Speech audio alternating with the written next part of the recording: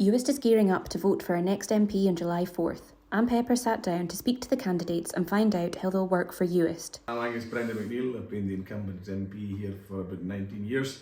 I'm standing for re-election again, this time as an independent candidate on the 4th of July. Yeah, it looks like a change on paper, but for the last year I've been an independent MP, so I don't feel any change at all. The change has happened, and most people didn't notice anything changing. So I think you can see what party really means. The fortunate thing for me is that most of the campaign team have come with me, and so, well, some people think I might be sort of alone. I've still the same gang with me, so it's no real change at all. Last night in Stornoway, postering on the west side of Lewis, I've had the same gang. Today I'm dropping some posters to people here in Uist, same people that I've dropped posters to before. I've just been to see Norman Johnson in Knockmaddy. I often go and see Norman. He's 92 and a half, he tells me, and he's voting for me again, as he's done in every previous election. The big picture here is that over the next 30 years, Scotland's population is going to go down, but the populations of Ireland, Iceland, Norway, Faroes are going up. And they're going up by about 20% in Ireland, 30% in Iceland, 10% Norway, Denmark, and Faroes up another 6%. It's gone up. Scotland, as I said, is going down by 2050. And the Hebrides within Scotland is going down most of all. And the problems that we have at the moment, I would argue, are as a result of austerity and Brexit. And Labour is not going to change either of those two. And really we need to get another change as well. We need independence for Scotland, because unless we're like Ireland or Iceland or Norway or Denmark, we aren't going to really change the big issues that are niggling society here. I mean, we've got food banks. Food banks, it shouldn't happen, but food banks are a symptom of really a need of food as such, although it seems like that. It's a lack of earnings issue. It means that people can't afford food, whether that be through social security or through their earnings. Now, there's something particularly wrong with their economy when that's happening, and that shouldn't be happening given the wealth we're seeing round about Scotland and round about the Hebrides.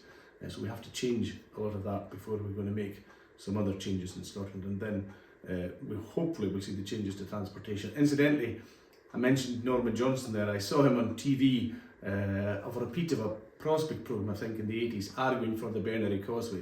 And people saying it would be expensive, and Norman making the cogent argument that over a period of years it would be cheaper to have a causeway than to pay for the capital and revenue costs of a ferry. And he was absolutely correct. And that's improved transportation down to Bernary, that sort of vision. So I think we need these kind of visions going forward as well, to be bold and to realise we have to change and to learn from other places. I think any changes, you've got to bring the people along with you. I mean, I think the people wanted internet, the people wanted electricity, the people, and by and large, wanted causeways, the people by and large wanted roll-on, roll-off ferries. And if you're doing tunnels, you wouldn't do it if people don't want it. You'd have to make sure that people wanted it. You're asking about the funding of that. It can be done now, but it'd be better probably done with an independent Scotland. It would be faster and more dynamic.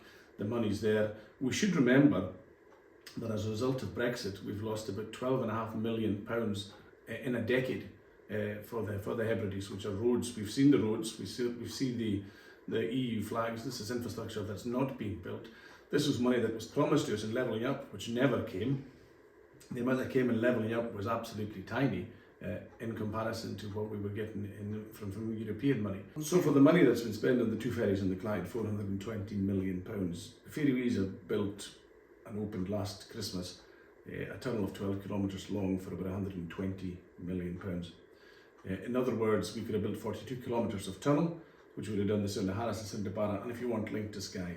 The point of saying that is for people to be aware that there are choices there, and to think you don't have to do the same thing all the time. Now, if you want to do ferries, and you want the problems associated with ferries, then that's fine, but do so with your eyes open. But realise that there's an alternative as well. The UK is in a very bad situation, which is why we're seeing strange parties like Reform coming up on the right, because people are feeling quite desperate and things aren't getting better for the majority of people in the UK. I mean, we've had the Conservatives on austerity dating back from Thatcher, we had Blair's years which did much the same, and we've got Stammer coming up who's going to do much the same again.